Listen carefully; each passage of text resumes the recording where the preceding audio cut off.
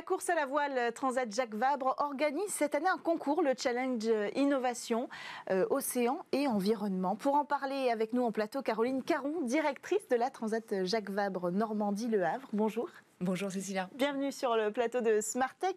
Alors, ce concours à destination des étudiants et des startups, il a quelle ambition ? Alors, il a vraiment pour ambition de faire travailler notre environnement, donc les start-upers et les étudiants, sur des solutions innovantes, durables, autour de notre terrain de jeu, donc vraiment l'innovation. Donc on a choisi quelques thématiques, donc notamment 3 qui nous tiennent à cœur, qui sont les énergies renouvelables, la préservation de la biodiversité et l'économie circulaire. Ça, ce sont des enjeux qu'on retrouve à la fois dans la Green Tech et l'Océan Tech, c'est ça ? Oui, absolument. C'est des enjeux communs et c'est pour ça qu'on a appelé ça en fait Océan et Innovation. On a un claim qu'on aime beaucoup qui est prendre la mer, agir pour la terre.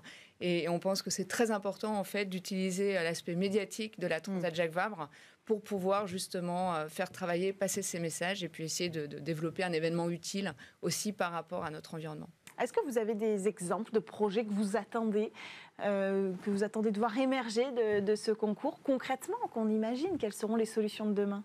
Alors, c'est un challenge open innovation, en fait. Donc, c'est-à-dire que n'importe quelle entreprise peut pitcher, peut appliquer sur des solutions innovantes assez ouvertes. C'est vrai qu'il y en a déjà qui existent, donc ce n'est pas quelque chose que nous, on lance qui n'existe pas. Oui.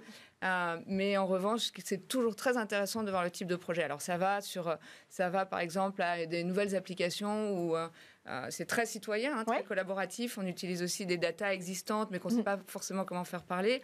Donc, un exemple, c'est j'ai une application, je me balade en mer, je prends une photo parce que je vois un déchet.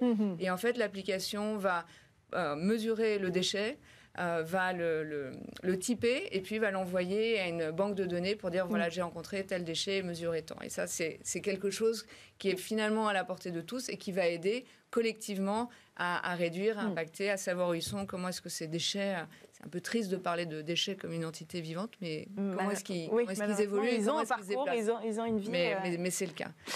La notion de dépollution n'est pas forcément la cible première des projets d'innovation que...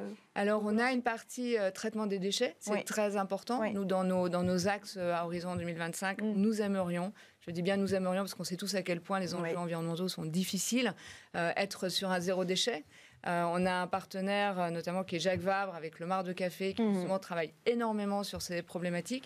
Mais c'est vrai qu'il y a par exemple sur la dépollution, on utilise à l'heure actuelle des algues qui vont remplacer des pesticides qui viennent de la mer, qui sont traités, qui sont cultivés de manière durable et responsable. Et ça, typiquement, ça permet également ces axes de dépollution.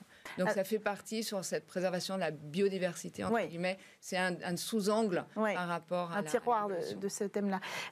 Avec cette collaboration, enfin, vous travaillez plutôt en collaboration avec la French Tech Normandie-Le Havre. Oui, non, tout à fait. Nous, on est un événement de voile. C'est vrai qu'on a une vision qui est passée d'organisateur de course à vraiment dépositaire d'un événement qui est utile, on veut inspirer, on veut engager, on veut transmettre, mais en revanche, notre compétence première n'est pas celle-là. Donc, on travaille avec le label French Tech Normandie-Le Havre, et c'est avec eux qu'on a créé ce challenge et qui pilote vraiment les 3 phases de ce challenge océan et environnement. Oui, c'est l'idée aussi, c'est de raviver l'écosystème de la région. Oui, tout à fait. Et pour conclure, quand est-ce que ça commence et surtout, comment on fait pour postuler ? Alors, ça a déjà commencé. Ça a été lancé le 17 mai. Il va y avoir une phase d'idéation, c'est-à-dire qu'on va recevoir les projets jusqu'au 18 juillet. 18 juillet, on va sélectionner les projets. Il va y avoir une deuxième phase, on va les mentorer, c'est-à-dire qu'on va les accompagner pour en faire des projets qui sont peut-être plus réalistes, plus entendables, plus écoutables pour le grand public. Et sur cette 3e phase, il y aura une phase finale de pitch qui va se dérouler sur le village de la Transat Jacques Vabre, qui a lieu du 29 octobre au 7 novembre. Et le jeudi 4 novembre, les 6-8 projets qui ont été mentorés, accompagnés, vont pitcher en live, en fait, à la Cité numérique, sur le bassin Paul Vatim, devant des membres du jury. Et on va retenir 2 projets gagnants. Et s'ils gagnent, je crois qu'ils peuvent être hébergés à la Cité numérique, c'est ça ? C'est exactement ça. Donc, on a 3 volets pour les 2 lauréats, un lauréat étudiant et un volet start-up. Donc, on a un accompagnement à la Cité numérique pendant de 6 mois à 1 année.